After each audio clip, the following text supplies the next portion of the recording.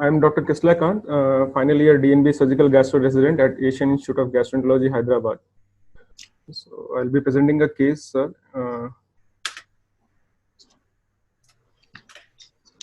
My voice is clear, sir? Your voice is clear. Don't go too fast. Okay, sir. Yeah. Because we'll be taking notes of the presentation. You can go. Yeah, you can go. Yeah, you can start now.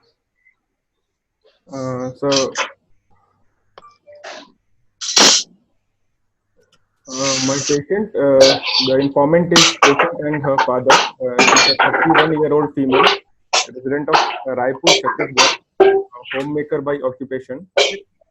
She complained with difficulty in swallowing since 7 months.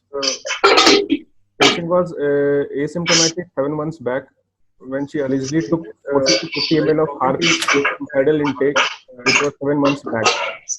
She was immediately taken to nearby hospital where some cleaning of abdomen was done. She was told that some cleaning of abdomen was done. She's not sure what was it. Can you increase your audio? She didn't have any chest pain, abdomen pain. Yeah. Sir.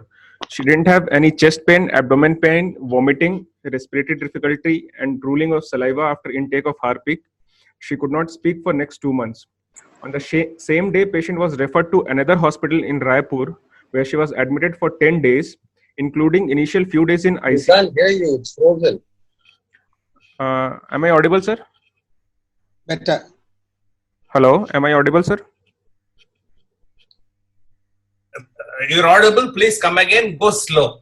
That's the request. Okay, sir. Sir, patient presented with chief complaints of difficulty in swallowing since 7 months. 7 months back, she allegedly took 40 to 50 ml of Harpic with suicidal intake. She was immediately taken to a nearby hospital where some cleaning of abdomen was done. She didn't have any chest pain, abdomen pain, vomiting, respiratory difficulty, and drooling of saliva after intake of Harpic. She could not speak for next 2 months. On same day, patient was referred to another hospital in Raipur. There she was admitted for 10 days, including initial few days in ICU. Is my voice clear, sir? Yes, clear. You can go ahead. It's frequently going off. I don't know. Some problem with bandwidth, I think. Yeah, Kaya. In ICU, intermittently, I can hear you. Sir, in ICU, she was on oxygen support. She was not on any ventilatory support. She was unable to swallow solid or liquid food, but she was able to swallow saliva. Endoscopy was done during the first hospital stay, and a nasogastric tube was placed for feeding. She was discharged after 10 days and then referred to AIG. She came to AIG 1 month after corrosive intake. She continued feeding through nasogastric tube in the meantime. In AIG, endoscopy was done and a nasogastric tube was removed. She underwent frequent endoscopy and dilatation. She was told that she was having some narrowing in the neck, and she underwent dilatation every 1 to 2 weeks between December to January. She was able to take liquid and semi-solid food in that period, but without dilatation, her dysphagia used to aggravate. In January 2020, she was told that through endoscopy it is not possible to dilate more. So she underwent feeding jejunostomy on 18th of January 2020. For next 1 month, she was able to swallow saliva and liquid, but since last 3 months, she is not able to swallow even saliva. She is on FJ feeding since last 4 months. Before starting FJ feeding, she lost 10 kg of weight, but after she started to have FJ feeds, she regained 3 to 4 kg of weight. She regained her voice 2 months after corrosive intake without any intervention. There's no history of recurrent cough, fever, or vomiting. In the past history, there's no significant medical illness in the past. There's history of cesarean section in 2010 and tubal ligation in 2012. There's no previous history of suicidal attempts or suicidal thoughts in the past. In the personal history, patient does not consume alcohol or tobacco. Sleep, bowel, and bladder habits are normal. She is married, having 2 live issues. Family history is not contributory. She is not having any drug allergy or not on any medication at present. So to summarize, she is a young female who, following corrosive intake 7 months back, had a grade 4 dysphagia according to Takeda classification, who underwent endoscopic dilatation, which probably failed. Her voice loss was recovered spontaneously, At present, she is having absolute dysphagia on feeding jejunostomy. Initially, she lost 10 kg of weight, but after feeding jejunostomy, she gained around 3 to 4 kgs of weight.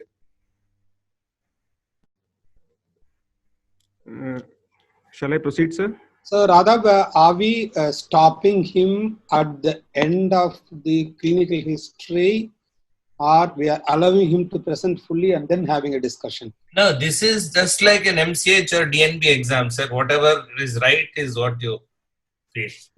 So, Anandakrishnan sir, can we ask him at this stage what all points he wants to really stress on? Kapoor sir? Or you want him to complete the presentation, then have a discussion? No, you can ask question at this stage, no problem. Yeah, then I will request him to go back to the slides from the first slide. Yes, sir. Yeah, here you said, one important point you have told is, you go to the next slide. Here she was unable to swallow solid or liquid, that is understandable. And she came after 1 month. And you have started endoscopy at the end of 1 month, is that right? Yes, Moving. sir. End of Yes, 1 sir. month. Yes, When sir. do you ideally prefer to start endoscopy? I'm not talking about the initial phase when the patient is referred to you. Sir, usually it should be started after 3 to 4 weeks of corrosive intake, sir, if there is a stricture. When you will not like to do an endoscopy, If the patient is having normal food swallow without any difficulty, if the patient is able to eat solid obviously food, nobody will do. The patient Yes, who sir. warrants an endoscopy, what is the time span? This particular time, I will be very hesitant to do an endoscopy. if the patient presents between 7 to 21 days of corrosive intake, or if there are complex stricture in the form of long stricture or multiple stricture, or if there are saculations in Within between. 7 days, stricture is not going to form. No, your answer, Yes, sir. in my opinion, is correct, because that is the time where the tissue is going to be more friable. The chances of you perforating is going to be high. Yes, sir. And that is the reason we want to try to avoid. And you added one line about the cleaning of the abdomen. Yes, sir. The What patient might was, they have possibly done? they might have given some either lavage or some neutralizing agent, sir, that the patient didn't give a clear history. So what is your comment on that? Sir, it should not be given any form of either lavage or induced vomiting should not be given in a case of corrosive intake. Why? Sir, induced vomiting can cause re-exposure of the esophagus to the corrosive intake, which may aggravate injury. And neutralizing agent is not usually of much help, and if it produces some exothermic reaction, so that might aggravate the injury to the stomach or esophagus. So whatever they have tried, if it is going to be true, is not the one which you would like to do. Yes, sir. You will not try to pass a wide bore gastric tube to give a lavage for a patient who has consumed Harpic. What is Harpic? What does it contain? Sir, it is 10% hydrochloric acid. No. It's like there are two types of Harpic. Harpic toilet cleaner is acid. Yes, sir. Harpic floor cleaner is sodium hypochlorite and sodium hydroxide. Yes, sir.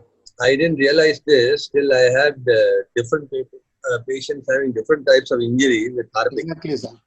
So there are two different products made by Harpic, Yes, sir. and that is another problem with neutralizing agent when you don't know what Harpic, right? And Yes, sir. but so you have to be careful. Yes, sir. She only told me Harpic. She didn't. Harpic, Harpic. Yes, sir. Harpic is floor cleaner and Harpic toilet Yes, cleaner sir. both. Yes, sir. Yes, sir.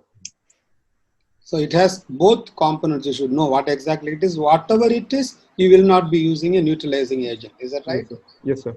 That's right. And they have, you said one comment that she could not speak for 2 months. Yes, sir. Months. And after that, she was able to talk on her own. What is your impression on that? If the patient is not able to talk immediately, why do you think it is? It points towards a laryngeal or airway injury, sir, if the patient cannot talk immediately. Very good. So at that point of time, she was kept in ICU, given some oxygen, but she was not on any ventilatory support. Okay. and this resolved spontaneously. So I am thinking more in terms of some edema of laryngeal inlet that might have recovered spontaneously. Exactly, but not the edema does not last for 2 months. Have you seen all your corrosive patients when they get admitted, when they are in ICU, maybe for 5 days or 7 days, they may not even talk. Then they may have a husky voice, but they will recover. Yes, sir. But this lady has started speaking after 2 months. Yes, sir. On So, what I- are the possibilities? possibility of a laryngeal injury is there, sir. So I'd like to evaluate her larynx during my examination or investigation, sir. Is it possible one side has become frozen, the other side is trying to compensate?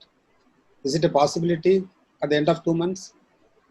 Yes, sir. It's possible, sir. The examiner asks, is it a possibility? You can temporarily agree. Finally, it may Yes, differ. sir. Yes, sir. It's a possibility, sir.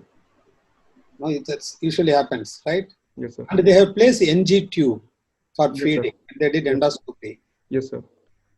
What information it gives you?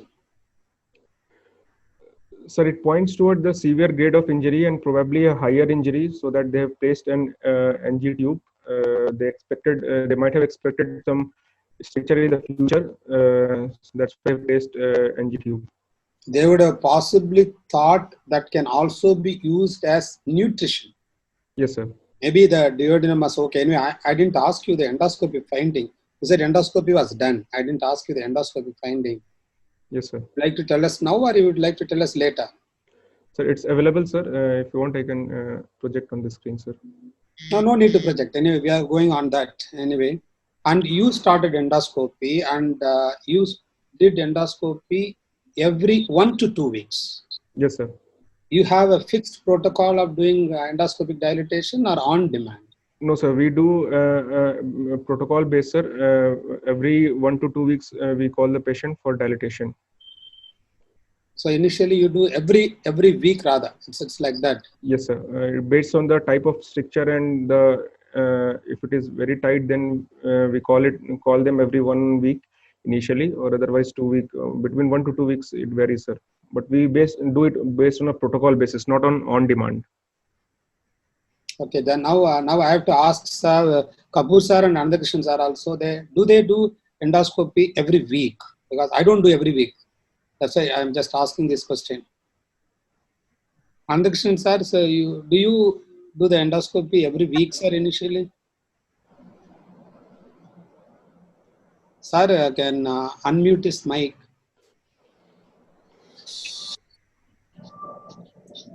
Pata, can you request sir to unmute his mic? Actually, sir's mic is mic is unmuted. I think there is some. No, you see, Pata, audio. I'm able to hear only 50% because the connection goes off. Oh, okay, sir. Okay. So, But VK. No, our endoscopists would, if I remember know correctly, would not do it so quickly. Probably they follow a 2 to 3 week protocol. That's one thing I just wanted to know.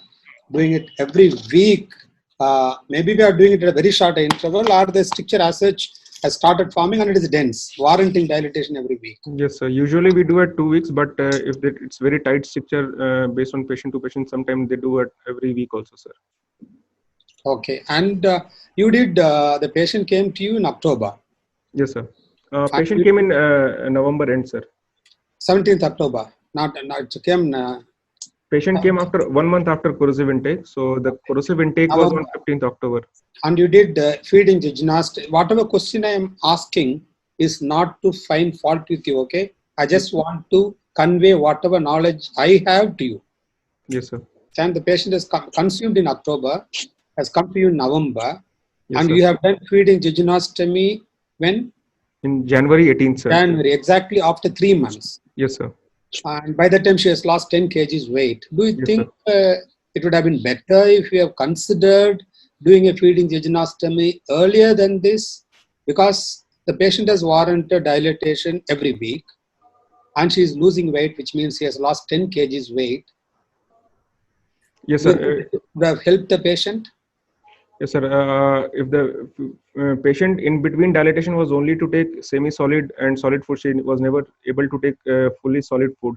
So after 1 or 2 dilatation, I think a feeding genostomy would have been appropriate step if the patient was not improving. So what I try to do is, if the patient is not able to take sufficient intake to maintain the weight, or if there is a need to have a very frequent dilatation, the better do the feeding jejunostomy earlier, before they lose the nutrition. Yes, That is going to definitely help. See, because in this particular patient, she has lost 10 kgs, then she has gained only 4 kgs in spite of you giving enteral nutrition through a feeding jejunostomy. Then you have told 4 vital points, which is very, very important in management. That is no regurgitation, no cough, no fever, no vomiting. Why did you tell these 4 points? So patient might have aspiration that might lead to pneumonia. So that's why I asked for regurgitation or fever or cough. So if the patient is having pulmonary infection also, then that should be managed first, and that should be taken care first before any definitive management of stricture. There is a question on chat. Has it been asked that when should we do endoscopy? The information is there in every place, but do you think there's a controversy with that information for assessment of corrosive injury? Sir, initial endoscopy I'd like to do between 24 to 72 hours if the patient presents early, sir. That is classical teaching. Yes, sir. Why do you want to do that? So the reason I want to do, because to triage the patient at the first instance, so that if the patient is having grade 1 or grade 2A injury, the patient can be allowed oral food and then discharge on the same day or next day. But if the patient is having grade 2B or grade 3A injury, the patient will require admission and kept nil per oral. And then a call should be taken whether to start early or not based on the patient condition. So to triage the patient, I'd like to do endoscopy within 3 days of presentation.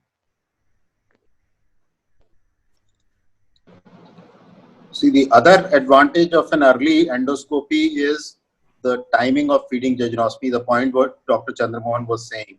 Because if your assessment at the early endoscopy is of a high grade of injury, then you know that this patient is unlikely to be eating orally, and therefore your threshold for doing a feeding jejunostomy will be low, and you would probably do it at an earlier stage. Yes, sir.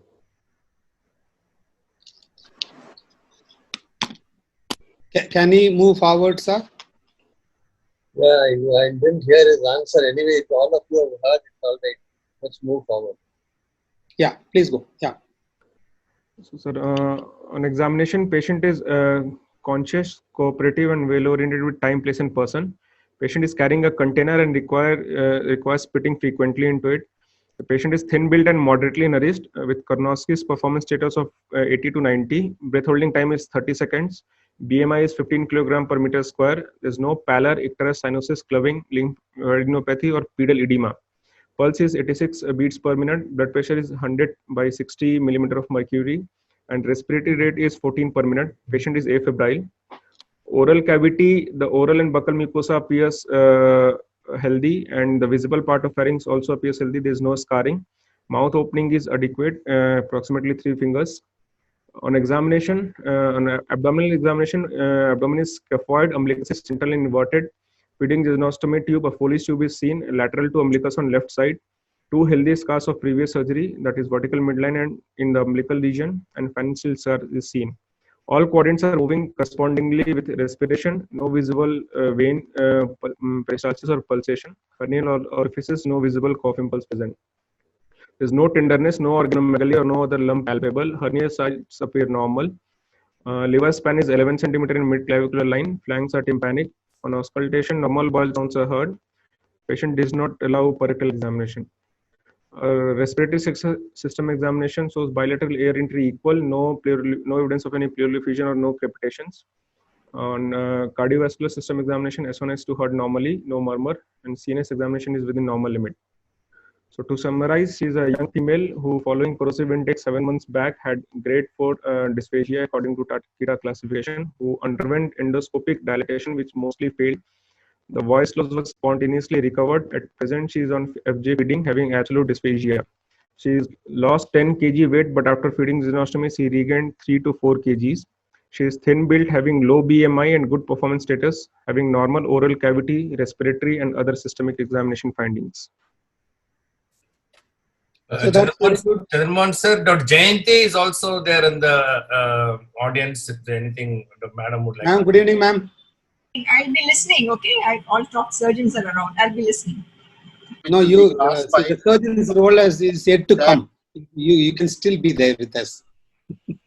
Two things were, I think in the summary, finally, you should mention whether it's accidental or it is suicidal intent, because it makes a lot of difference. Yeah. Nature and type of injury, that's important. I think the rule of 3, probably we can ask him whether the patient is informant about that, or he himself knows what's the rule of 3 for the adequacy of dilatation. I think these were some of my suggestions. Yeah, we have not come to the treatment at all. He has not even completed examination, ma'am. I think once he decides on the treatment or therapeutic strategy, at that time we can ask the rule of 3 question. Okay. Is that right, Kisley? We'll do that? Yeah, yes, Shall sir. you go back 4 slides now? I want to ask you. Stop here. What is the second line convey to you? So second line conveys that the patient is having absolute dysphagia. She is not even able to swallow saliva. So it means that there is a high, probably higher stricture than patient is not in a very tight stricture, so that the patient is not able to. Then, so your impression is when the patient is carrying a container, the patient is not even able to swallow saliva. Yes, sir. And what is the Takeda score you said? You only, so invariably in the examination, you give a finding. We never ask for a score in this particular patient, but you are given a score. Initial Takeda score. Initial Takeda score was 4, sir, at the time of corrosive intake. But now it is 6. She's having absolute dysphagia, which corresponds to Takeda score 6.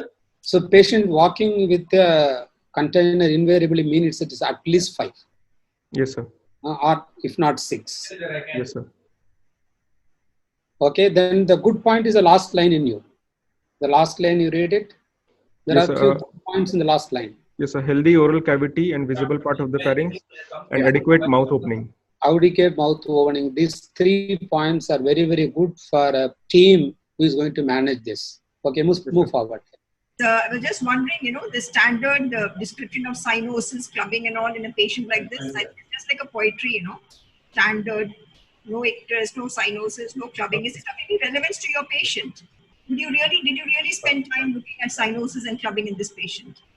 Ma'am, in this patient, actually, the patient is having absolute dysphagia. So if she is having some pulmonary infection, that very rarely it can lead to these findings, ma'am. So what percentage of patients with corrosive injury would get cyanosis and clubbing? That's not there, So I think yes, one is some examiners, at least in medical side, they do ask, did you spend time looking for that? Likewise on, just 1 second. Just continue, please.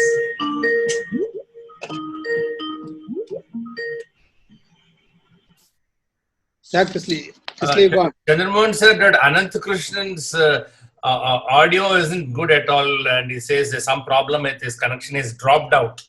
Okay. With apologies. Sorry, I was just thinking, likewise, even on abdominal examination, you mentioned about, I can just go to the next slide, all quadrants moving well with respiration. This is a chronic case. I don't know. Yes, I mean, it's just one, it is a standard way of answering, which I think you should be more focused to the particular patient. No visible veins and all, no? Does it make any difference for visible veins? Peristalsis is okay. Pulsation, I think even in your routine outpatient clinic, I'm sure you would not be looking into all this. So at least some of us, when you say something on a regular basis, we always say, did you really spend time on this? So I think when you present the physical and systemic examination, I think you should be just focused to your case. Respiratory system, very important, yes. The other systems, okay? That's my comment on this.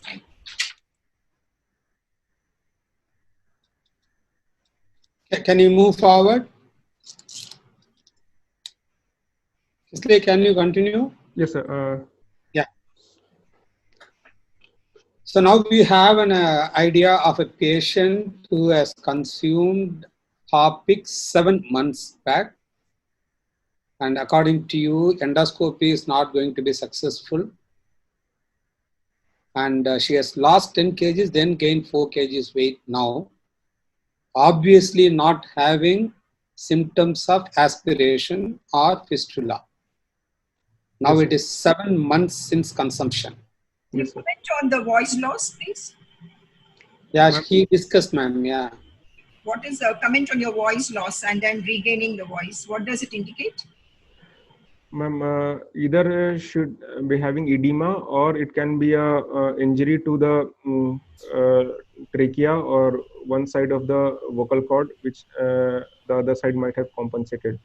Probably you can expand a little bit on that during your case presentation, that she had Yes, problem ma'am. with the voice and things like Yes, that. ma'am. But in more detail. Thank you. Yes, ma'am. So you want to now, we want to know what you're going to do. How are you going to proceed? Sir, I would like to review her previous investigation, the initial endoscopy and the endoscopic procedures which was done here at AIG. And after that, I'd like to do some routine blood investigations. What's your final diagnosis? You've summarized. What's your final diagnosis? Give a diagnosis to this patient. Ma'am, corrosive esophageal stricture with grade 6 dysphagia, or either esophageal or esophagopharyngeal stricture, ma'am. I'm not sure. And requiring feeding gastrostomy, weight loss, complicated by weight loss, requiring feeding jejunostomy. Yes, ma'am. Okay, I think that. And what are you very sure the stomach is not involved? I think you can just. No, ma'am. I'm not sure, though the patient never had vomiting, but I'm not sure whether the stomach is involved or not. So I have to see the investigation initial or further evaluation of the patient. Just check out whether you have to mention that in your presentation to the surgeons. So according to you, Kisley, the first endoscopy was done Yes, sir. in 48 hours, that is 17th of October. Yes, sir. So what can really help you is the endoscopic assessment at that time. May not be accurate, but that will give you a clue about what was there in the oral cavity, what was there in the esophagus, what was there in the stomach, and how was the duodenum. That is the one which is going to really help you now, because now it has become impossible. Yes, sir. And second thing which may help you is the endoscopy which was done by you on 13th December. Yes, sir. That definitely would have told you the status of the upper end of the stricture, relationship to the cricoid, the status of the esophagus, the status of the stomach, and status of the duodenum. Everything really matters when you want to decide on the treatment. I'm very confident because you have already in your mind made a decision. It is not going to be a dilatable stricture. That is what you have made up your mind, right? Yes, sir. 2 months you have tried and you have already told we are not able to dilate further because the need for dilatation is every week. In spite of that, the patient has come with a grade 5 or 6 dysphagia. Yes, sir. So if I were you, I would have already made up my mind to operate. It is only the question of what we are going to do, and for that, how we are going to evaluate. Yes, So sir. before that, I need to know the endoscopy finding of what was running on 17th October elsewhere, and what was the finding of endoscopy done by us in December. Yes, sir. So this was the initial endoscopy 2 days after corrosive intake. It shows esophagus, multiple circumferential ulcerations were noted with erythema.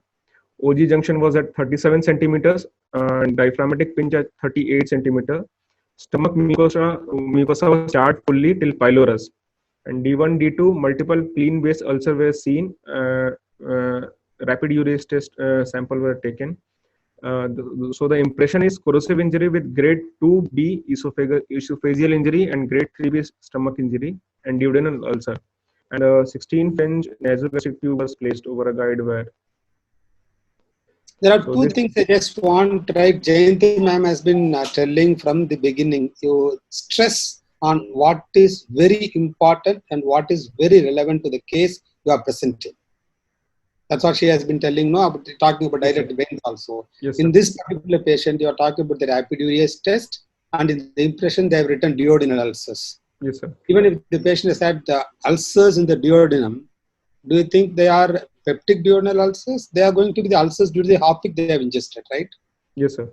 And RUT takes a backseat in this particular patient. Yes, sir. But it is giving so much of information which will be reconfirmed by your endoscopy. Yes, sir. According to this endoscopy, this patient has extensive damage to the entire upper GI. Yes, sir. Starting from the entire esophagus, entire stomach. You have to very, very carefully note this point, because Yes, sir. typically it can be anywhere in the stomach, commonly just before the prepyloric area, but this says entire stomach and also involves first and second part of duodenum. Every line in this report matters a lot in management decision. Yes, sir. And now, having this in mind, go to the endoscopy finding which was done on 13th December. So this endoscopy shows esophagus. There is stricture in esophagus 16 centimeter from incisor. Scope was not negotiable beyond, but it was dilated with SG dilator up to 14 millimeters. And then scope was passed into the stomach. In stomach, there was a narrowing at pyloric ring, which was dilated with SG dilator up to 9 to 11 millimeters. So they didn't comment on the remaining body of the stomach and D1 and D2. Don't you think that would have been very useful for you? Yes, sir. No? So I'd like to know whether the remaining stomach was healthy or not, and whether the duodenum was healthy or not. And also the esophagus. We have only one stricture. Rest of the esophagus was normal. It's just circumferential stricture. What they mentioned, there's a stricture at 16 centimeter from incisor. Remaining esophagus, they didn't comment, ma'am. So I'd like very important. No, if you are doing a scopy, you should tell the person who is managing after dilatation when you pass the scope whether the rest of the esophagus was normal, or you told initially, whether the patient has multiple areas of stricture. Yes, sir. And how is the stomach? Yes, sir. Here you have written narrowing at pyloric ring. Initial scope had extensive damage to the entire stomach. Yes, sir. And they have dilated up to 11. Were they able to pass at least a small scope to find out how the duodenum is? Yes, sir. It would have been better, sir, if the small scope would have negotiated beyond the pylorus, and we would have known the status of D1 or D2. Yeah. SG dilator for pyloric ring. How do you do that? Pyloric dilator, pylorus being dilated with SG dilator. That's what the report said, ma'am. I didn't see the procedure, ma'am. Comments on that. Pardon, ma'am? Pyloric ring being dilated with SG dilator. Give your comments on that. Usually it is dilated with a balloon dilator, ma'am. I'm not aware of whether it is SG dilator is used for dilatation of pylorus or not, ma'am. What is your comment? Think is the right report that we have, or is there some? There might be a printing error, or I'm not sure whether actually they use it or not, ma'am. In the exam, when you are given a report and you find either the report is not complete, or there is something missing, or something which you don't agree with it, on your own you should say. So in this case, when you describe the endoscopy report, you should have said that I would have liked to know how long is the stricture, whether it is circumferential, whether the rest of the esophagus and rest of the stomach is normal, and about this controversy about using the SG dilator for pyloric ring. So that tells me that you know what a complete report should look like, rather than we asking you counter question on the deficiencies in the report. So on your own, you should say that this report is incomplete and I would have liked to know this also. Yes, sir. Maybe at this point, Dr. Jayanti can clear that doubt which is being asked by some students on the chat, that what is the appropriate time to do the endoscopy, the first endoscopy in a patient with corrosive injury, and what is the time when it should not be done? After 4 weeks will be the one when we start doing serial dilatation. Initial will be, as you rightly said, within the 72 hours, and the next one will be after 2 weeks, within 2 to 15. So, that will be the second, and the subsequent management will be after 4 weeks. So the endoscopy, best time, if you believe in early endoscopy, there are pros and cons of early endoscopy. But if you believe in that, then you should also say that it should be done by an experienced endoscopist with utmost gentleness, because an early endoscopy in case of a severe injury can cause harm also. But definitely it should not be done beyond maximum 72 or some people may say 96 hours, but definitely not in the first, second week, because that is the time when you are very likely to cause more injury to the esophagus or the stomach. Yes, sir. Dr. Kisle, why is it that we're not interested? Why should we not do a dilatation between 2 and 4 weeks? The first between. Because in the granulation phase, ma'am, there is edema and the esophagus is very friable, and it might lead to perforation. What is it? So, What type of necrosis is it? Coagulative. yes, ma'am. Acid causes coagulative necrosis. We're able to answer that, and therefore the risk of perforation is very high, and therefore we avoid that period of time. So you must know the various phases, pathological staging of the injury to the. Okay. Yes, ma'am. Acid causes what necrosis? Acid causes coagulative necrosis, sir, and alkali causes liquefatic. Which do you think is dangerous of the two? So liquefative necrosis is more dangerous as compared to coagulative, because it does not form a char and allows the corrosive to penetrate and cause deeper injury. So liquefatic necrosis is very dangerous. So which one affects the esophagus more and which one affects the stomach more? Usually, the saying is that acid affects stomach more and alkali affects esophagus more. But the saying, but you can see everything, right? Yes, sir. Yes, sir. Acid, they say, licks the esophagus and bites the stomach. That's Yes, what they sir. say. But everything depends upon how much they have consumed. Yes, sir. Okay. Yes, sir. In the same patient, do you think they followed the rule of 3, 11 to 14 mm? Now you can comment on the rule of 3. Yes, ma'am. Actually, rule of 3 is to start with a dilator which just passes with a mild dilatation, and at a sitting, a successive 3 dilatation can be used. And that is rule of 3. So 3 dilators, not 3 dilatations. Sorry, 3 dilators. 3 successive size of dilators should be used So at what the are the maximum. common dilators that are available and what is usually not available, and therefore is there any problem with the rule of 3?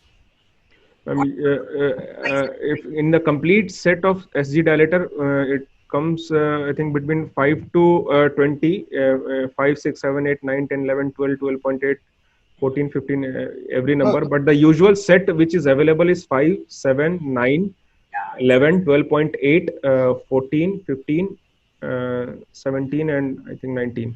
But why everything is in 2 and the last 13 alone is not at 13, it is 12.8. This reason I'm not 5, sure. 7, 9, 11. Yes, sir. Obviously, you will be expecting a 13. Yes, sir. Why it is not there? I'm not sure, sir. Find out the answer. Even I don't know the answer. Maybe they thought 13 is not a good number. Jayanti ma'am or Kapoor sir can tell. If I have been wondering, I have been telling all my students, if you read the irregular dilators, it will be 5, 7, 9, 11. And then it is not 13, it is only 12.8. And then comes 14. No? Yes, sir. Ma'am, can you throw some light on this particular point? I do not know that. Dr. Rakesh Kochan is online, so probably he'll be able to highlight on that. Maybe we can request him to highlight. Yeah.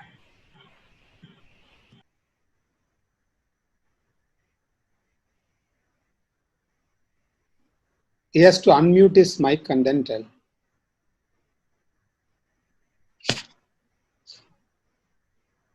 Okay, we'll keep this point. I don't think he's online. Sir, yeah, he's Sir, online on my phone. Right, sir? Yes, sir, please speak on. I don't think he's online. Some student commented that in one of his papers, he has said that even day 5 endoscopy can be done. He may have mentioned that, but I think most endoscopists would agree that it is not safe to do endoscopy beyond 72 hours. 72 hours, yeah. That student we can give Better. to that student we can give the answer. It is unsafe to do an endoscopy on day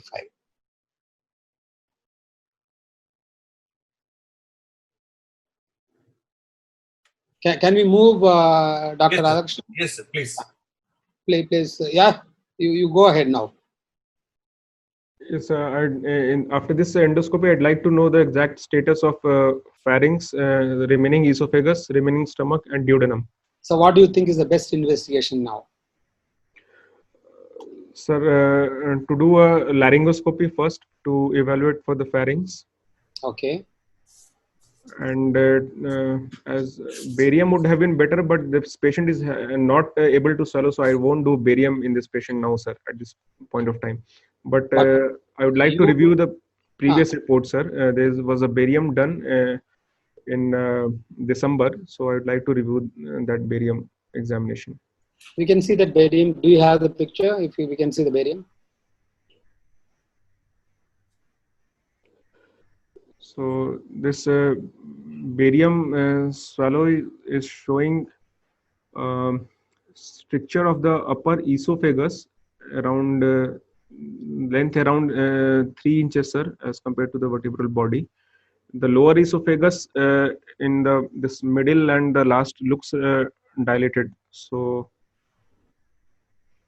and in this barium meal, there is a distal stricture involving the distal part of the stomach, and the remaining stomach also is having irregularity. Whether it is due to inadequate filling or if it is due to scarred mucosa, that I'm not sure, sir.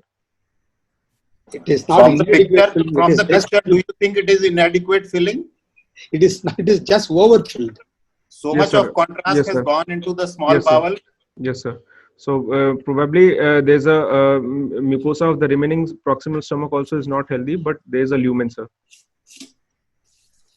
So now you go back to the previous image. Number one, from the time of this image, it is December. Now Yes, sir. we are in May, mid-May, Yes, sir. almost 5 months back. Yes, sir.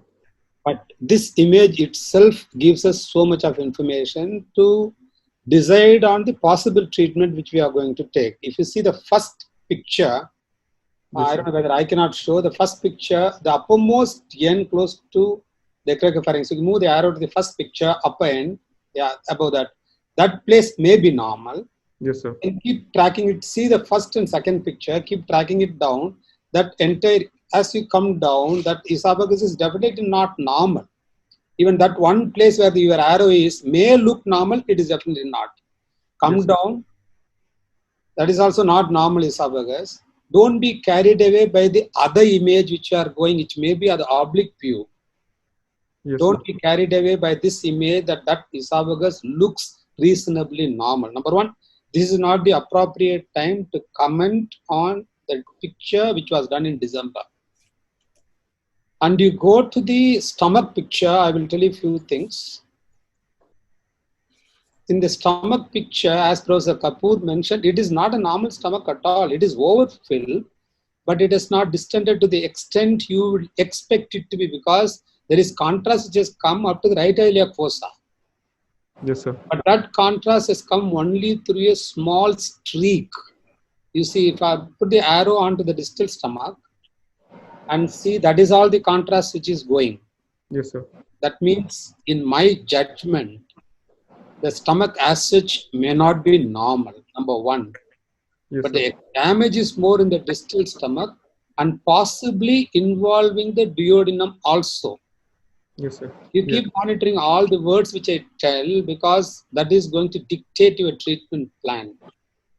So you have the only positive point which may give you some happiness is the stricture starts just past the post-cricoid, and it is not above the level of cricoid. Yes, sir. Patient is not having symptoms of aspiration. Yes, sir. So these are the positive points. But the reality is the entire esophagus is gone. The stomach, most probably the entire stomach is not normal. But there is like a thimble bladder which they describe. There is a small stomach. That also, the mucosa may not be normal. Yes, sir. But we really don't know the status 5 months after this barium was done. Yes, sir. And I will take it as the duodenum is not normal by looking at this picture. Yes, sir. Sir, comments are from Kapoor sir. Any other comments on this image? Even the part of the stomach which you see, as Dr. Chandramohan said, Yes, sir. it is not distended as it should have. Number two, if you see on the greater curvature, there is evidence of pseudo diverticulation. Yes, sir. See this? So this indicates that there is damage even in this part of the stomach. And these are important points which you have to keep in mind, as Dr. Chandramohan said, when you decide what kind of management, surgical management, this patient may need. And therefore, you need more detailed and evaluation of the stomach from inside. Yes, sir. Yeah. So can you tell us about the scope? You wanted to do a laryngoscope, to find Yes, out about the upper lower. What all you want to see when you are doing an examination, intraoral examination? Sir, Have you like- done one for this? Before you answer that, are you interested in laryngoscopy? She is speaking now. Her voice is normal. Why do you want to do laryngoscopy? Sir, to look for the status of the hypopharynx for the vallecula and the epiglottis, so that to decide the place of an upper level of the anastomosis. If the pharynx is normal, then What does the barium say about? according to barium, sir, it appears normal, sir, and the clinically also, based on the clinical examination, I can only see the posterior pharyngeal wall, so that is normal. And here also there is a good filling, so probably the pharynx appears normal in this patient, sir. Considering what we discussed earlier about the loss of voice, which then recovered after 2 months, what I was trying to say that laryngoscopic examination is important, but probably not so much from our point of view as opposed to the anesthetist's point of view. So it is Yes, probably more important for them rather than for us in this patient. Yes, sir.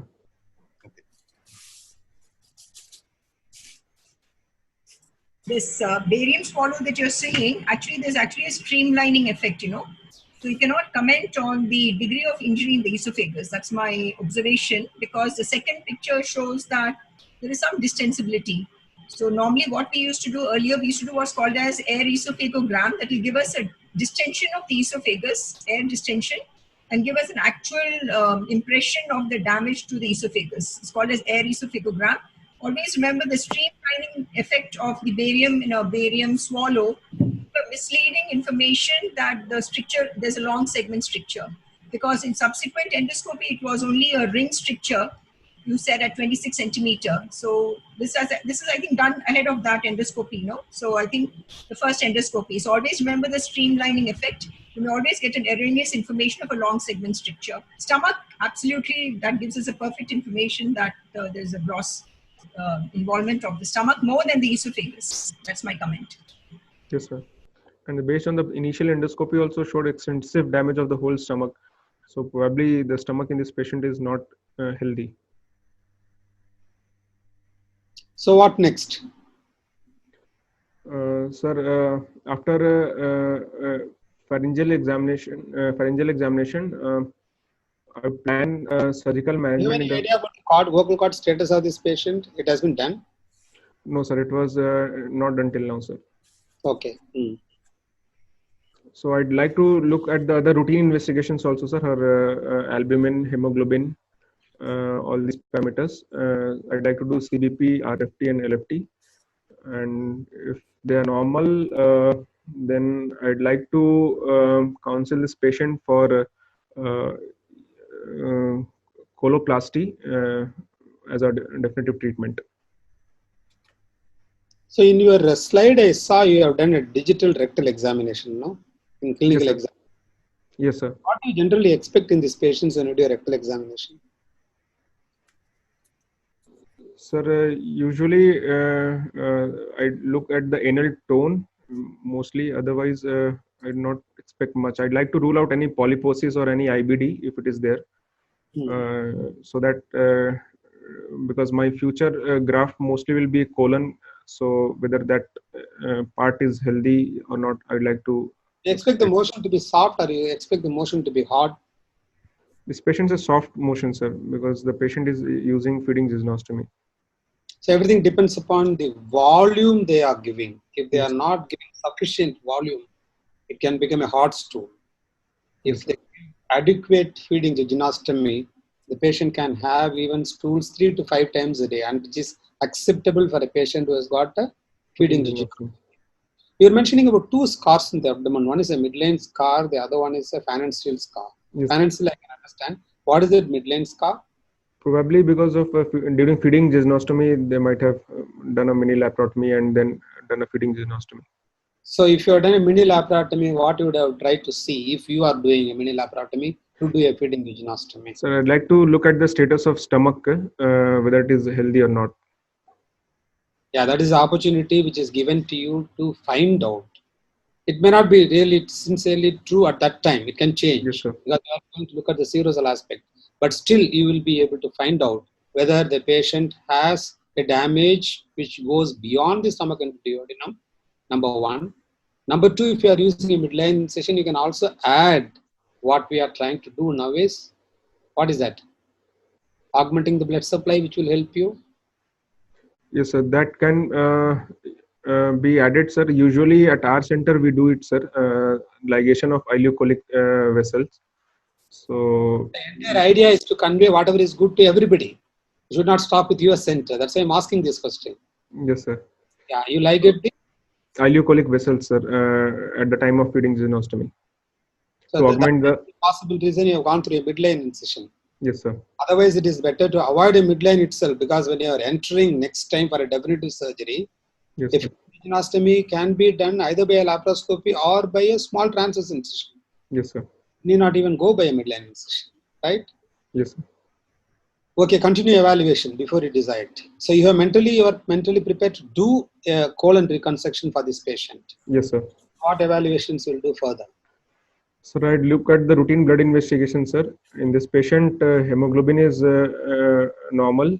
The RFT and blood sugars are normal, and albumin is slightly low, but almost normal, so 3.4 gram per dl. Rest of the LFT is normal. Okay. So after that, I'd like to counsel the patient after ruling out the pharyngeal injury. I'd like to counsel the patient for coloplasty procedure. Before you counsel the patient for coloplasty, Yes, sir. you start the. I will go back to the first sentence of your presentation. Is there anything else you should have done by this time? You recollect the first sentence of your presentation. Sir, 31-year-old female. Yeah. Consumed 40 ml of Harpic. Yes, sir. Accidentally. Sorry, sir. I'd like to do a psychiatric. It is suicidal, right? Yes, a psychiatric evaluation of this patient. Exactly. Very, very, very important. As you are having the patient with you, Yes, sir. simultaneously, you should also do a psychological assessment, give counseling on that part also. Yes, sir. And then you go to the counseling of your colon reconstruction, which is supposed to be a major surgical procedure. Yes, sir. Is that right? Yes, sir.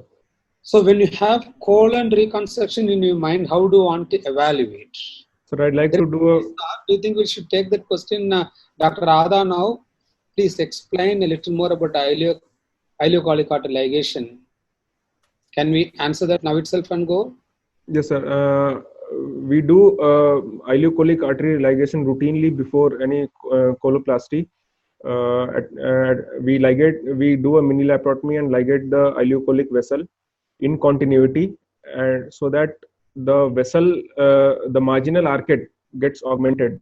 So before that, we do CT angio, and after that, before taking up the patient for colon pull-up, also we do CT angio, and we wait at least for 1 month after IC ligation before we do colon. You expect the arterial arcades or the marginal arcades to be better once you ligate the ileocolic. That's what even I do. Yes, sir. The question was asked by a student from somewhere, so you should clearly tell them why we are doing that. Okay, because colon, the most vital and most important thing is having a robust blood supply when it reaches the neck. Yes, That's sir. the most important point. Not practiced by all the centers, Yes, sir. but centers which do this, they are able to show better results in terms of vascularity when it reaches the neck, which converts into less leak rate and less condylar necrosis. Yes. So you go ahead with the evaluations now. What are the evaluation you want to do? Sir, apart from this, I'd also like to do a full-length colonoscopy for this patient. And After that, I counsel the patient for pharyngeal. You were mentioning something about before ileocolic ligation, I will do a CT angiogram. Yes, sir. You will do a CT angiogram? Yes, sir. And before proceed this after ileocolic ligation and before the surgery, I would also like to repeat that CT angiogram, sir. So now, when you are doing a CT angiogram, yes, sir. is it a possibility to combine that with the CT cologram? Because all these patients are young, really don't expect a major disease, but still you don't want surprises on table. Yes, sir. So colon evaluation is necessary, which can either be done by a colonoscopy or by a double contrast barium enema. Because you are doing a CT and your CT is definitely showing up to angiogram, it is not difficult to reconstruct the colon to find out whether there is a colonic pathology, or even that can give you more information about the lie of the right colon, hepatic flexure, transverse colon, smooth flexure, everything it can tell. Yes, sir. Why not, when you're doing that, why do you want to add one more investigation, the investigation which is more sophisticated and costly than this? So that can be done, sir. But at our center, we don't do that. We do colonoscopy before colon pulling. Dr. Chandramohan, on behalf of students, can I ask that these three procedures, one is colonoscopy in every patient, second is CT angiogram, and especially 2 CT angiograms, and ileocolic artery ligation. Is this a standard accepted kind of procedure for all patients? No, sir. I will say that some centers may do it and some may not. I will give answer to all three. I won't leave it to the candidate. Number one, many centers even today, I know they don't do colon evaluation. The justification they give is all these patients are young. We don't expect any pathology in the colon. So the reason why I suggest evaluation of colon is it should never be taken by a surprise on table. If there is a pathology in colon, I call it as a last resort. And a junior or an youngster who is not in a high volume center, he should not take anything by surprise and you should not close and come. Number two, CT angiogram is not done as a routine in every center.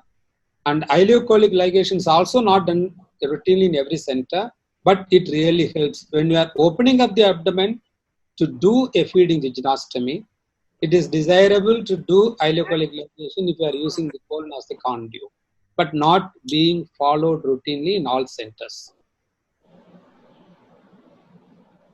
Yeah, so that's what I'm trying to say. That if something is not an accepted routine part of management plan, if you mention it, you should say that there is a debate, there is a controversy, or there are two schools of thought, and this is what I would like to do, and this is the reason why I would like to do it. If the student is not mentioning about ileocolic ligation, he will not be penalized, and that question itself will not come for discussion.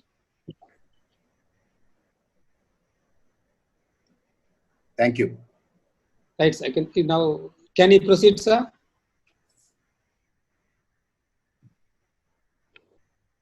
Yeah, Kisley, you can proceed. Yes, sir.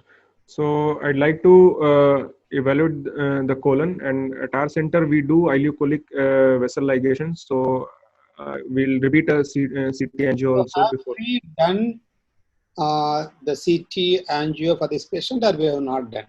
Sir, we have done, but the reports are not available with me, sir. Not available with you. Okay. Yes, so presuming that the report is not available with you, and with the available reports, we know what the extent of damage to upper GI in this particular patient. You have categorically decided on using colon as the conduit. So Yes, how sir. are you going to proceed now? There are only few questions to be answered in this. Sir, first of all, I'd like to counsel the patient regarding the possibility of permanent tracheostomy of the high anastomosis, because this patient will require a pharyngeal anastomosis. So routinely don't do a tracheostomy, but in future, if there is this aspiration, the patient might require a permanent tracheostomy. And also the functional result of a pharyngeal anastomosis is not as good as the esophageal anastomosis. So these two things I'd like to explain the patient, and I explain the procedure and its complications. I totally agree with you on this point where you tell about the tracheostomy. But by looking at the picture and looking at your endoscopy, which is post-cricoid. Yes, sir. It's less likely, but still. Tracheostomy, I will tell you. I will give the answer. The need for tracheostomy in my opinion, this particular patient is going to be less. Number one, even if at all there is a need for tracheostomy, it may not be permanent. Looking at the image which you have got there. So, But I won't say you are wrong if you are counseling a patient for a possible need for tracheostomy and maybe temporary, maybe permanent. I won't find fault with you. And you are very guarded. I will really appreciate that. Yeah. Then? What is the final endoscopy report? The final report before surgery? yes, ma'am, it's there, ma'am. They have mentioned that there is a post-required stricture, scope not negotiable. It's important, no? We need to know this. Yes, ma'am. Post record, is it, does it make it happy for you or unhappy for you? Sir, I'd like to do upper level of anastomosis at the cervical esophagus, but if the Not hypopharynx, because it may even go up to the cricopharynx, posterior pharyngeal wall only. yes, sir. But it So will not at be a least, very. yes, sir. The good thing is that the hypopharynx is normal in this patient, sir. Yeah, the chances of aspiration is less as evident by the clinical examination, which you told me. Yes, sir. Okay. Proceed. So, sir, as it is already 7 months, so I'd like to, after pre-anesthetic checkup, I'd like to take consent and the patient for esophagocoloplasty, sir. With the upper, I do intraoperative evaluation of stomach also, but looks like it is also scarred. So I would not resect esophagus and stomach. I do upper level. In this patient, I do. No, you are too fast for everybody because there are 117 people listening to you. You should not go too fast because everybody is not doing coloplasty routinely. The issues you are supposed to address and tell them are the following. Just note it down. I will be very slow. Number one, what are you going to do with the esophagus? Number two, what are you going to do with the stomach? Number three, which part of the colon you are going to use? Number four, where are you going to do the upper anastomosis? Number five, where are you going to do the lower anastomosis? We will take all other questions as sub-questions. Have you written all five? Yes, sir. So I not resect esophagus. I would not resect stomach. So I leave them in situ. I would use right colon as a conduit based on the middle colic artery. That is what is practiced at our center. I do upper anastomosis at the. On one point now, which route do you take the conduit? I use a substernal route. Okay.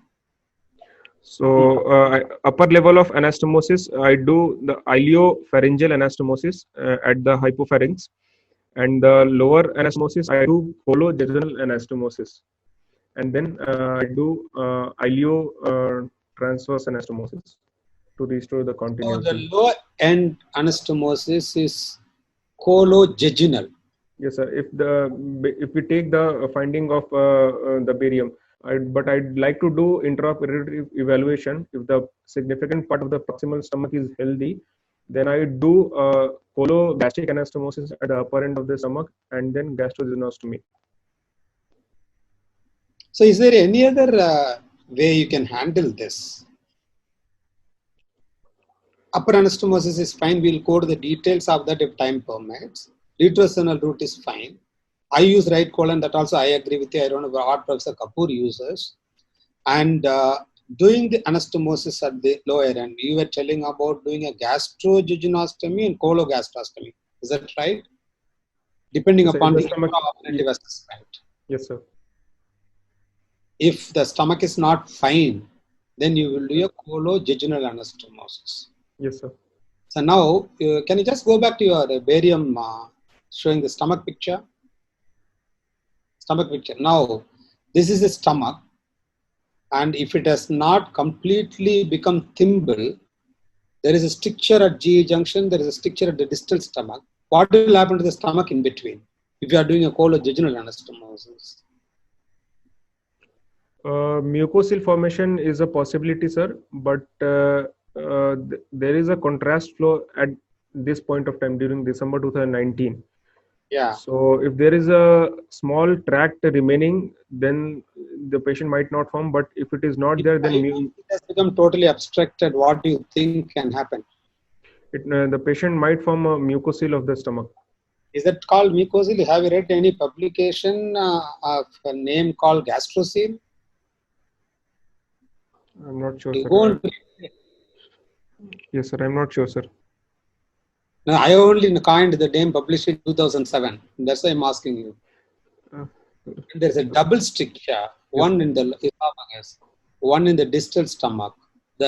If the stomach in between is normal, it can distend to very big size.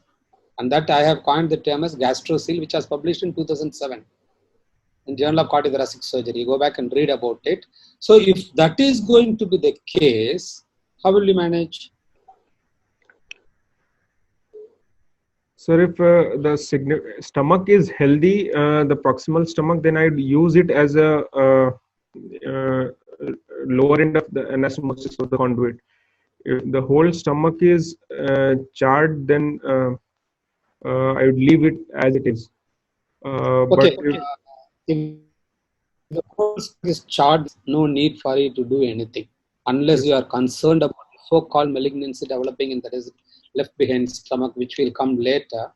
There are two ways of handling this situation. One, as you said, if you feel there is a significant amount of stomach in the body which should not be left without drainage, you can do a cologastric anastomosis and gastrojejunal anastomosis. The other way of doing it is you are taking the colon up. You can do sequential anastomosis. Here you are doing a paryngocolic. When you come down, you can do a stapler cologastric anastomosis, then take it down and do a colojejunal anastomosis. Understand? One loop itself, you will be able to finish everything. And Yes, you can avoid the gastrocele also, provided the stomach there is normal body which is distensible. If it is damaged totally, there is no need for you to do anything because those stomachs cannot form a gastrocele. yes, sir. Okay.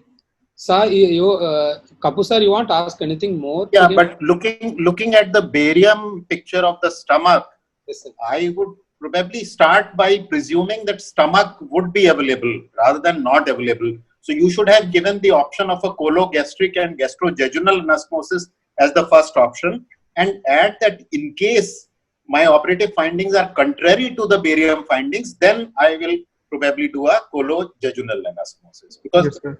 more likely that stomach probably would be available, even if it is diseased, but there will be some cavity which you can use. Yes, sir. Definitely, I do intraoperative evaluation in stomach and then take a call, sir. So whatever in the clinical exam, whatever is more likely, whatever is more common, whatever is higher possibility should be mentioned first, and the uncommon or rare possibility should be mentioned later. Yes, sir.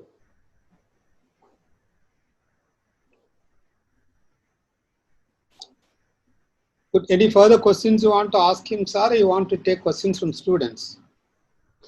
No, I'm fine. Please carry on. Please ask the student. Yeah. You want to ask questions from the I was not continuously watching the questions from the chat. If you want to take any questions from that, I think we can. Yeah, I think there are some technical questions on the chat, so maybe you can address them one by one. One student wants to know that if stomach is all right, then what is the preferred conduit?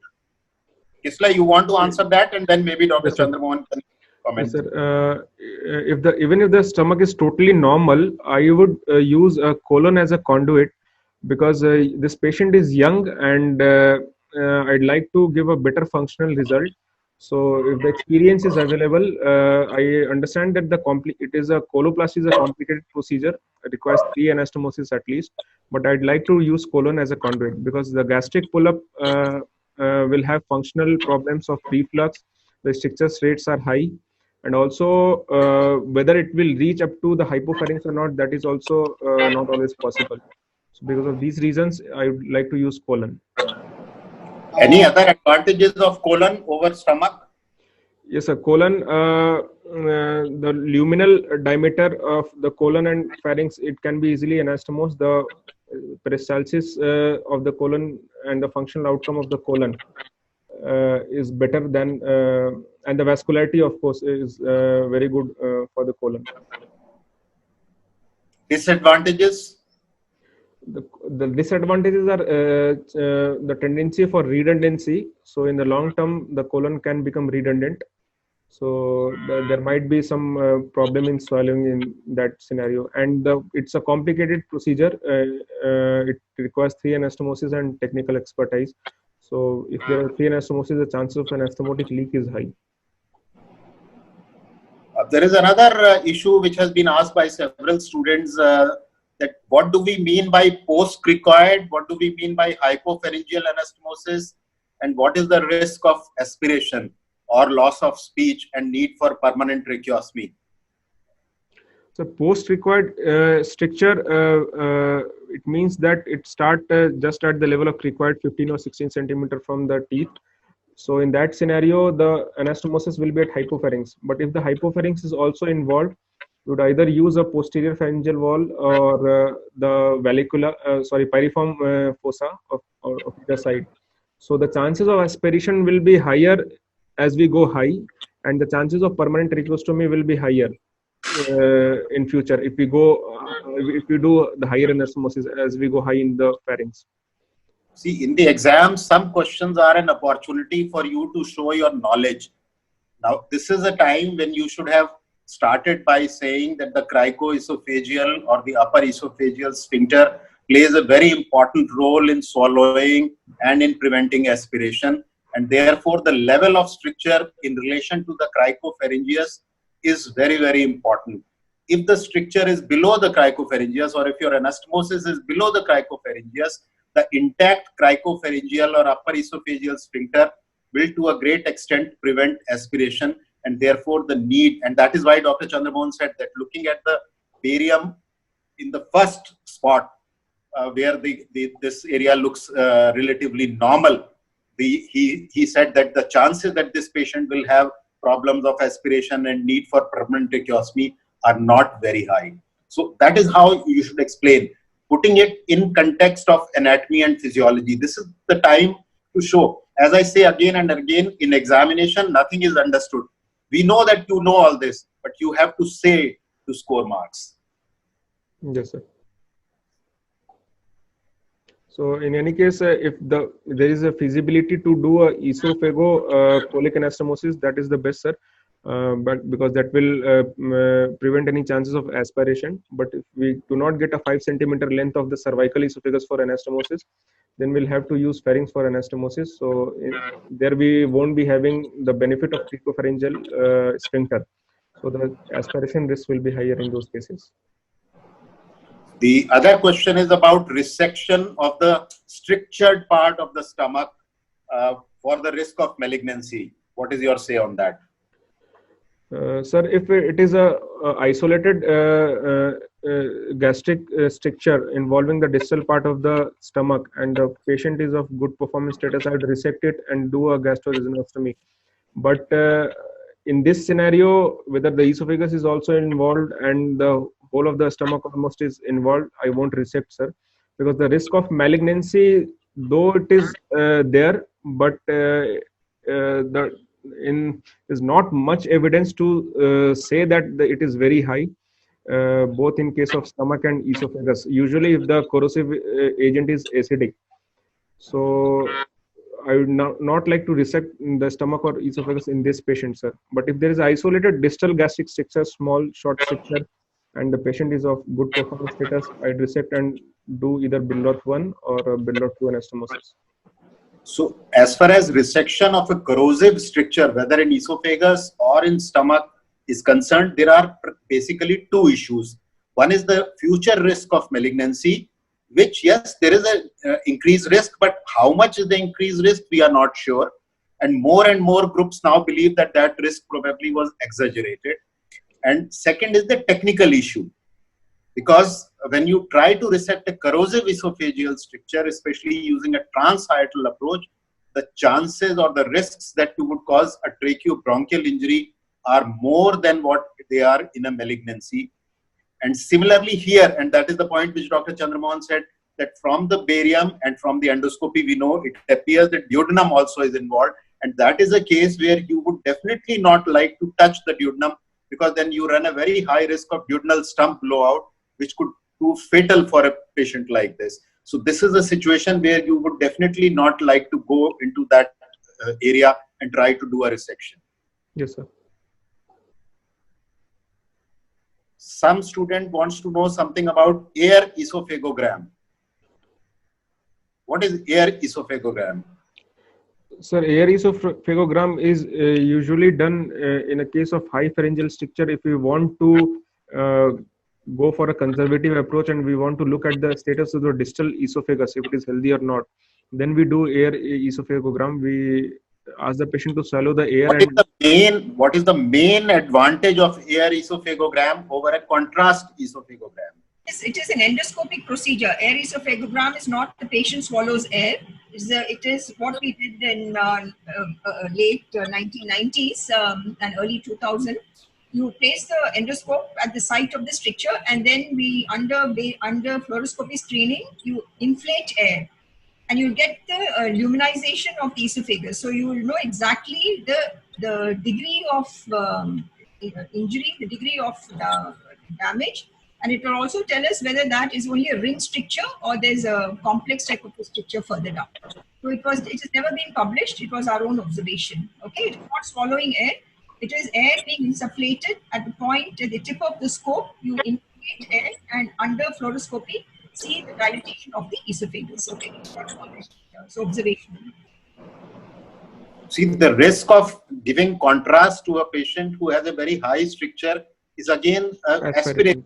Yes, sir. And that is what you can you can avoid by using air as the contrast.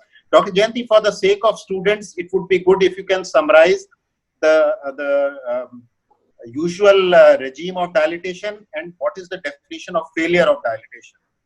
Yeah, I think in this particular patient, of course, it was a failed dilatation because I think they have done almost every week. And I think complex strictures are always a difficult case for dilatation.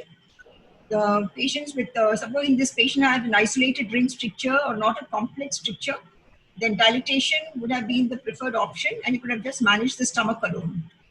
So we usually follow the rule of 3.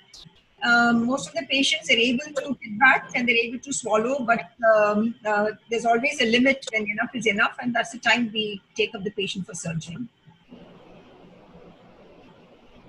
And could you also please make a comment about the use of a barium study as a roadmap before doing or starting endoscopic dilatation? What is the advantage? Most of the time this question is asked in the exam. So what we all do say is endoscopy is available. First would be an endoscopic procedure.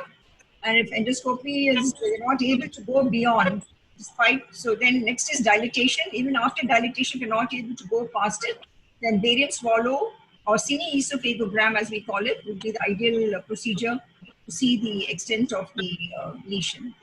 So then we do ask for it. Endoscopy is not possible.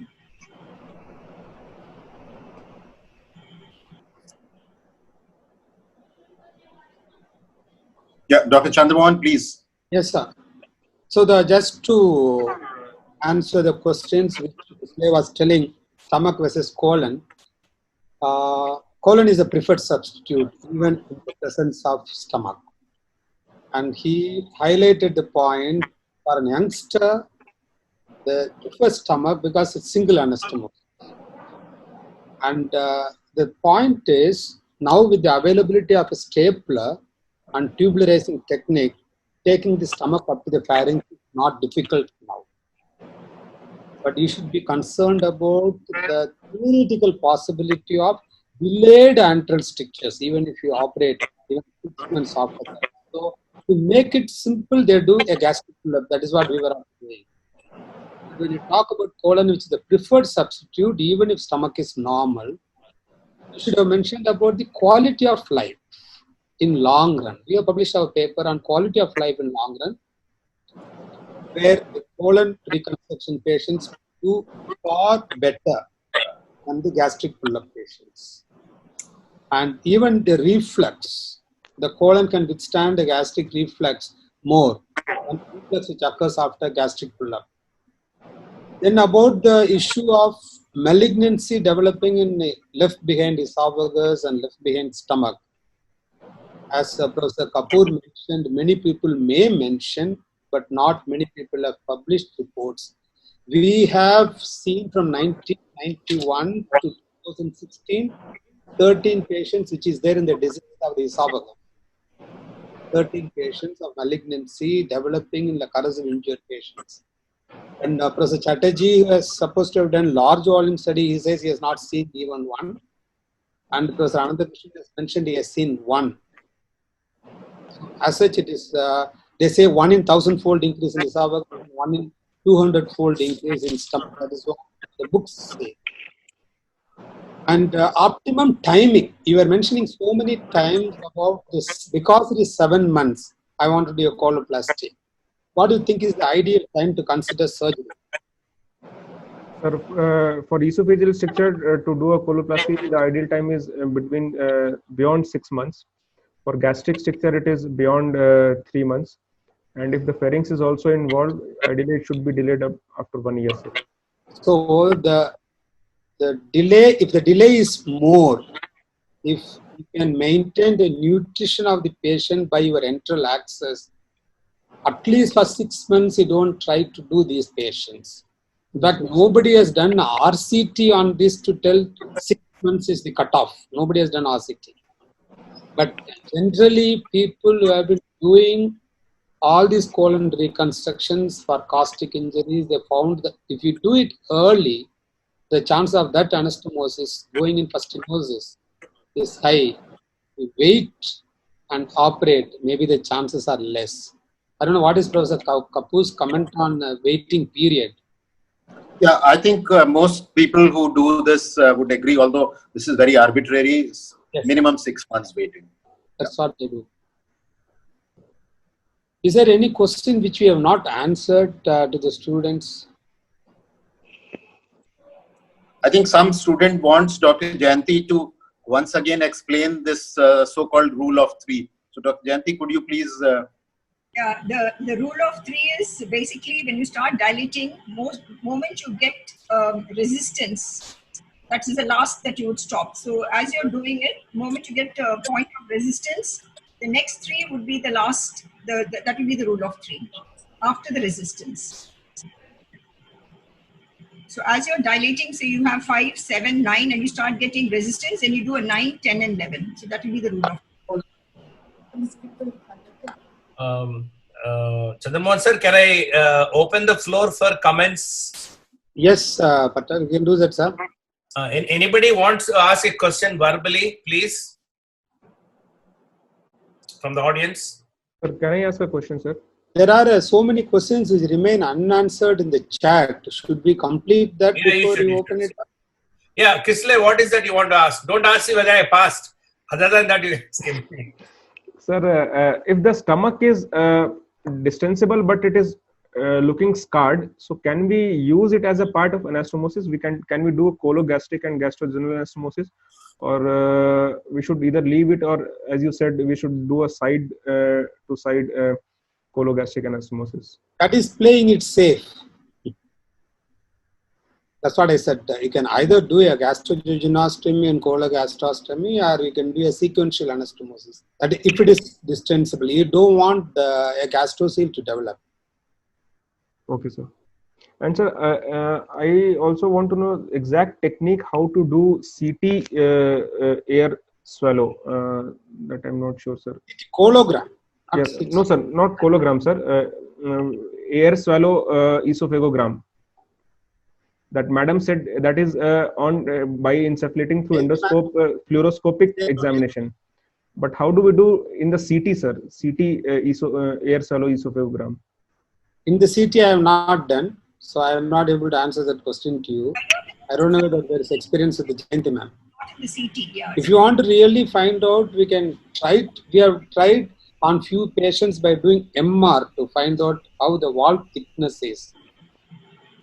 And I know in your center, after dilatation, you also try to do endoscopic ultrasound to find out the thickness of the wall, whether it is involving the entire thickness or not. I don't do both. Yes, sir. And sir, in exam, how should we take the role of stents in corrosive esophageal stricture? Should we recommend it, or we should not There are recommend it? papers where they use two different types of stents, which I don't use. Number one is they either use a degradable stent or keep a temporary stent and remove in 6 weeks' time. I don't stent esophageal stricture, corrosive strictures. Yeah. But there are papers for that. Yeah, complex strictures are difficult to stent. Complex strictures. So you must know what is what is simple, what is simple, and what is complex. So complex strictures you can't place a stent. Simple strictures, yes, as Dr. Chandramohan mentioned, biodegradable stents has been tried. Yeah, questions on the floor. Yes. Yeah, there is a gentleman who raised his hand. Dr. Radha, whatever is here, I can see in my screen. Yes, sir. Can you try to complete this short, then take the questions from there? Okay, sir. Fine, sir. I'm going from the lower end at 6:25 from Devendra. Yeah. There is 6:26, one question has come. So that is Jayanti ma'am only should say. Definition of a complex stricture. A complex, ma'am, I can answer on your behalf. Do. Please answer. There are two important things only you should know. One, complexity may mean multiple strictures in esophagus alone with angulations, where you will not be able to dilate. Or a stricture where you have previously dilated may have perforated, which is contained. Or a stricture which is involving more than one organ, namely esophagus or stomach. Or if the stricture goes high up into the pharynx, that comes under complex category. Bhavik, now he can ask now verbally if there is anything else he expected. Yeah, Bhavik, you want to say something? And you can continue with the other because I'm going to 25. There is a question from Devendra. He wants to know why colonic conduit is better than gastric in corrosive injury. I thought I have already given the answer for this. The quality of life for a colon pull-up, as published even by us, is the long term is better than a gastric pull-up. Then which side of the colon to prefer for coloplasty? There are people who use left colon. There are people like Anandakrishnan sir who uses mid colon. I use right colon. From the ileocecal junction, I rotate it and take it up to the pharynx. So it is an individual's choice. And in our experience, we feel right colon is far better than any other colon. Then we will go 3 size, ma'am, and already answered. Can we use jejunum for anastomosis instead of colon in this setting? Jejunum going up to the pharynx is difficult compared to colon. But once again, there are people who have done where they have supercharged one vessel to one of the neck vessels. But jejunum is not the preferred one for a long segment interposition. Rule of 3 is again coming, and Sunil, should we prefer stenting? I have already answered. Air esophagogram, Jayanti ma'am's question. Ileopharyngeal anastomosis, if ileocecal valve is competent, what to do? This was also discussed earlier in one of the meetings. Many people, even Professor Simon Law in Hong Kong, he uses ileum. I was also using ileum, but somehow I face difficulty sometimes. The endoscope will go, the food is not going well. So I stopped doing ileal anastomosis. I can do at the junction of the ileocecal region, but I don't do ileal. But there are people who still follow ileal anastomosis. Why shouldn't we resect? The next question from Sunil. Why shouldn't we resect strictured esophagus? It is also having malignancy risk in later life. This question also I partially answered. You go through the data available in India, see how many esophageal surgeons have seen malignancy. And I think I am confidently, I can tell we have seen the maximum number over 27 years. And resecting a strictured esophagus with transmural fibrosis, especially who have undergone multiple dilatations, possibly with contained perforation, is one of the difficult things. And when you weigh the balance between resecting for the fear of malignancy and producing an injury, morbidity, which may convert to mortality, it is desirable to go through the retrocernal route than to make an attempt to resect. There are few papers now which are coming thoracoscopic resection for esophageal stricture. As long as there is less of periesophagitis, maybe they can succeed in doing that. The next question is from Ankit. The stomach is damaged. Why not resection? Since later malignancy may occur. I think Kisley has already answered that question. Swallowing difficulties in hypopharyngeal anastomosis. This is very, very valid point, because the higher you go, the difficulty in swallowing comes. So what I do in our department is I have a very strong patient support group. When I am planning to do a pharyngeal anastomosis, all my pharyngeal anastomosis patients come, sit, talk to them, teach them, and I have videos of all of them on how they started eating. And initially, you always anticipate at least trivial aspiration, but then they learn the art of swallowing. That is called as patient mapping. Everybody learns to swallow without aspiration. Some of them can turn like this, some of them can turn like this, and over a period of weeks, they learn to swallow. But the problem will remain. Higher the anastomosis, the chances of difficulty or persistent swallowing difficulty is there. Then from Mehak, the post-cricoid esophagus evaluation need to be done by air contrast esophagus, madam has already told. Then Asa, please explain the significance of post-cricoid stricture regarding proximal anastomosis. That Kisley has already answered. When to call EGD dilatation a failure and plan for Kisley, this is a question to you. When you call it as a failure, and question to you, and then Jayanti ma'am will give the final answer.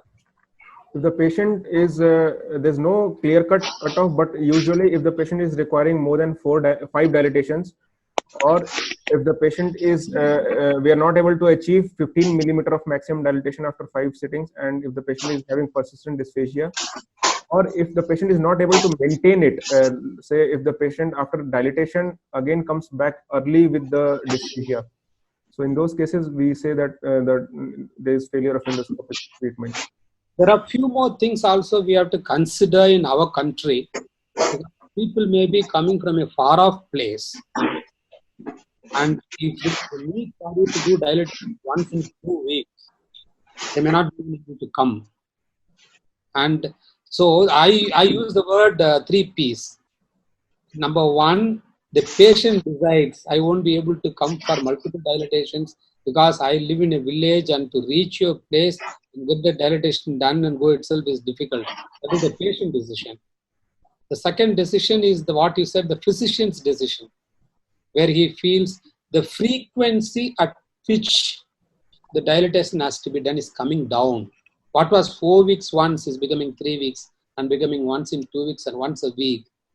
He will be happy to hand over the patient to the surgeon. The third one, which is more important thing, will be when you continue to do dilatation at one stage, you perforate. After that, you may not try to do a dilatation for that patient. You'll be more than happy to hand over the patient to the surgeon for surgery. And what is the next question here? Why shouldn't we resect? Sunil, resect stricture esophagus, it is also having malignancy risk in later life. Sunil, have you answered this question before? Yeah, the dilatation protocol has come. How much of ileum left behind ileocecal junction? That also has been answered.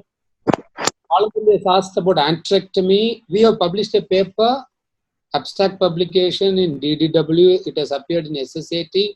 A modification, Jayanti madam is there. Full manuscript will be published soon. Depending upon where exactly it is, invariably, if we can spare the pyloroduodenal junction, you can do even a pylorus preserving antrectomy.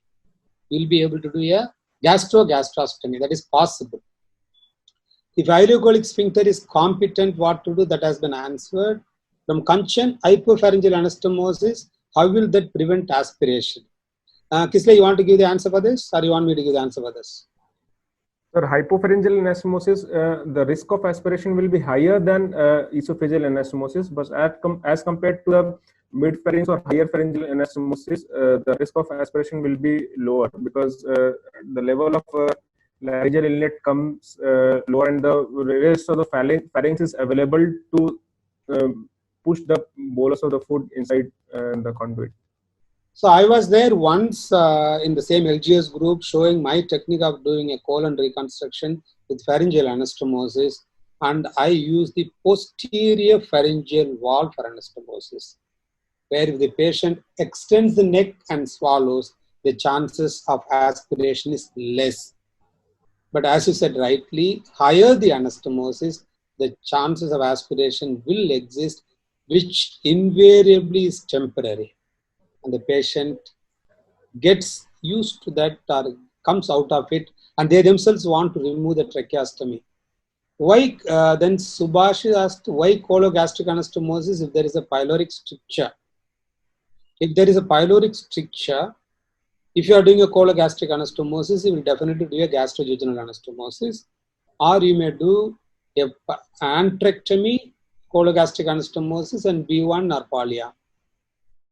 Then hypopharynx has already been discussed.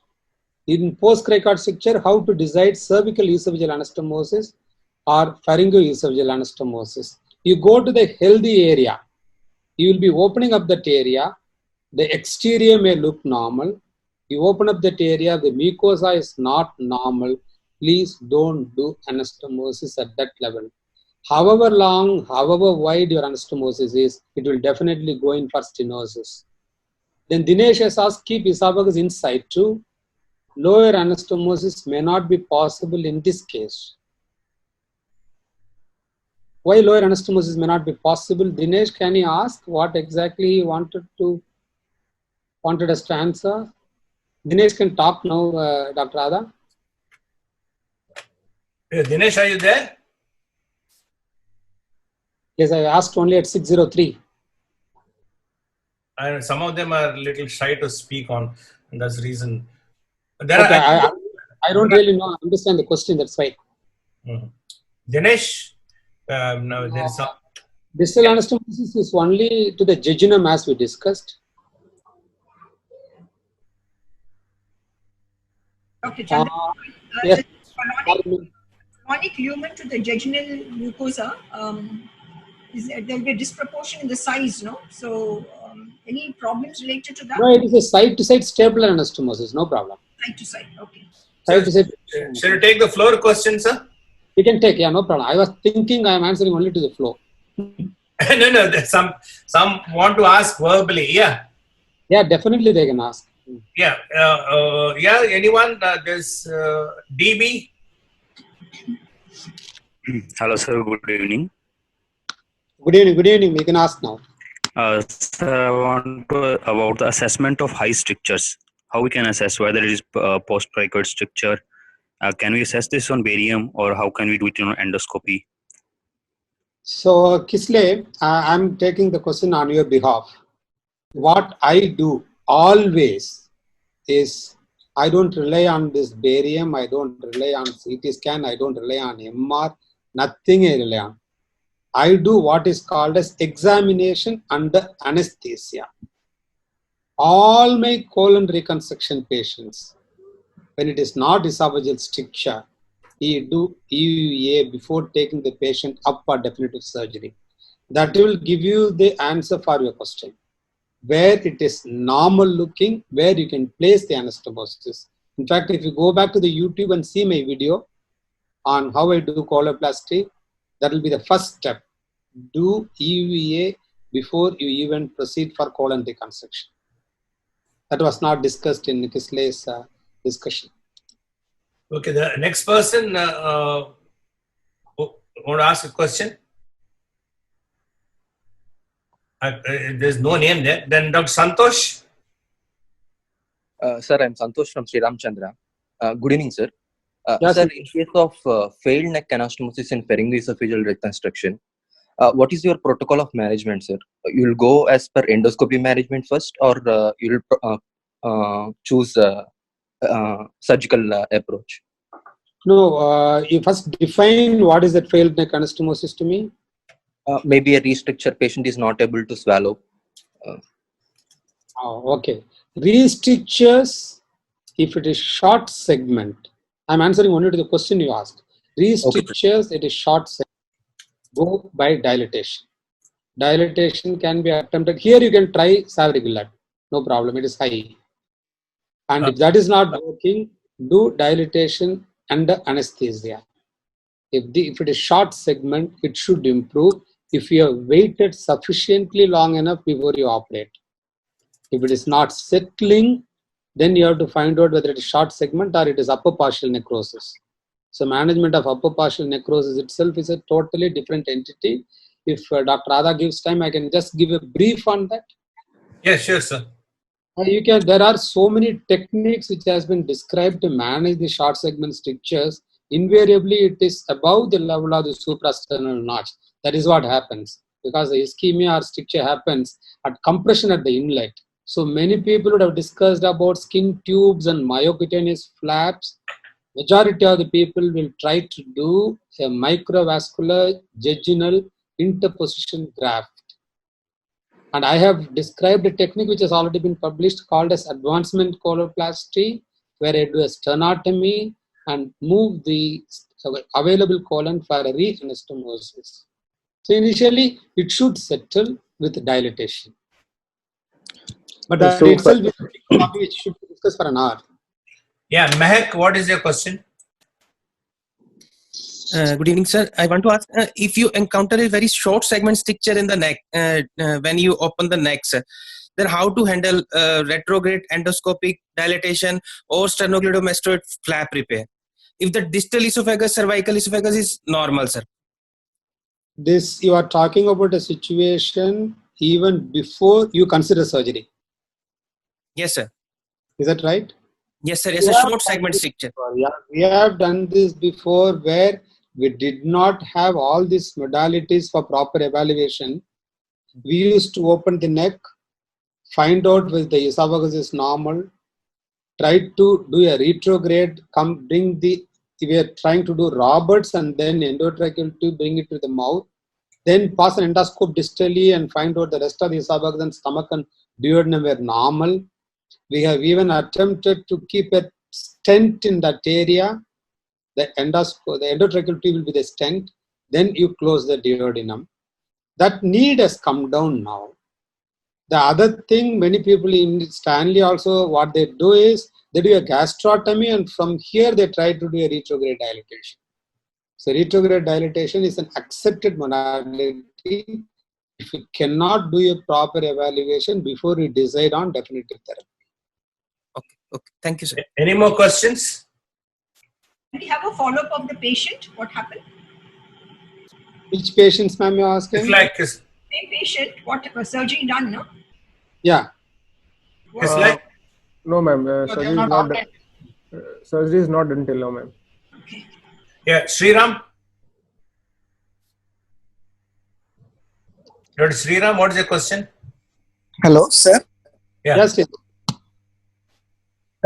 Sir, for during ileocholic artery ligation, do we just ligate it in continuity or divide the artery also, sir? No need to divide. If you are doing open, you ligate and come out. If you are doing laparoscopy, clip and come out. Okay. Yeah. Okay. The next next person with the hand raised, user, there's a name. Yeah, question please. Yeah, Savik. Good evening, sir. Good evening, Savik. Sir, my question is that if you have a stricture at the distal or the lower part of the esophagus and the upper part or the mid part is available, in that case, what should be our choice or options? So distal esophageal stricture, okay, can you specify whether it is dilatable or not dilatable or refractory dilatation, and what is the length of the stricture? What is the starting point? What is the ending point? Sir, actually, I'm asking in the sense that if I face some situation that I have a stricture in the lower part from which dilatation can be one option that we can continue the dilatation, or otherwise if dilatation failure in that case. That's what I'm asking. If the length of the stricture, even if it is at the lower end, say if it is, for example, it is 7 centimeter or 10 centimeter, When it Yes. is a lower end, then if it is not dilatable, you have to consider only surgery. But Yes. here there are two issues which come to your mind. Number one, if you are not resecting, you will be worried about the upper esophagus, which apparently is normal, whether if you like it, Yes. whether the patient Esophageal. mucosal. We have published our paper 2 months back on mucosal when both ends are tied if you left it. And that is the situation. If it is a lowermost end stricture, theoretically it is possible to resect because they are not very close to very vital structures like carina. Okay. Yeah, Jaypal. And sir, Esophagus, and sir, The if I others are asking questions here. We don't have okay, time. okay, sir. Okay. Jaypal, what's the Yes, question? sir. Yes, sir. Sir, good evening, sir. Sir, my question is to Jayanti, madam, sir. Yeah. In cricopharyngeal strictures, is there any difference between the protocol in dilating the cricopharyngeal stricture and strictures in other areas of esophagus? As we know, the cricopharyngeal sphincter contains bone anteriorly. It is not a circular muscle as like other sphincters. Is there any difference, ma'am, in dilatation and techniques? Any? What we were doing in Stanley were all these high cricopharyngeal strictures. We were often referring to the surgeons for a retrograde placement of the guide wire, and then routing the dilatation through the oral route. Otherwise, they're all very tight strictures, so very difficult to do it, and therefore this was one of the methods which Professor Chandramohan also referred to. By a gastrotomy, we do it, and then we do the dilatation. Supposing the rest of the esophagus and stomach is normal, then you can attempt at a dilatation through the retrograde route. Retrograde placement and then dilatation oral downwards. Yeah, Pratik, what is your question? Pratik?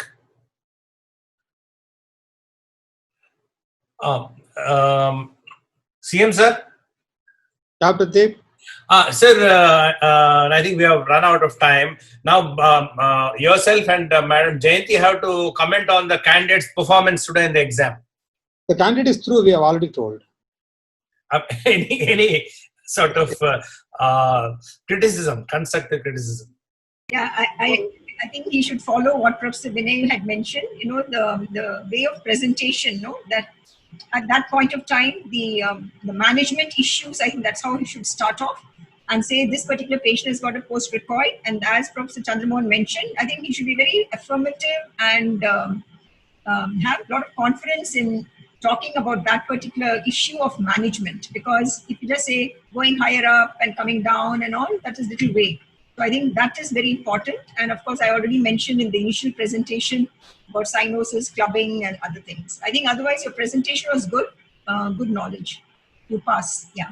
All the best to you. Thank you. So at this juncture, I'll take this opportunity to thank Dr. Chandramohan for spending a good 2 hours with us, and Dr. Jayanti. And Jayanti is such an enthusiastic person, actually, that inspires us to do more things like this. And Kislay, very well done. Thank you so much. And thanks, everyone. Thank you, sir. Thanks, Radha, for that opportunity. Thank you. Thanks. Thank you, ma'am. Then I'm closing the session. Dr. V.K. Kapoor had to leave early, so he apologized and left. Thank you all so much.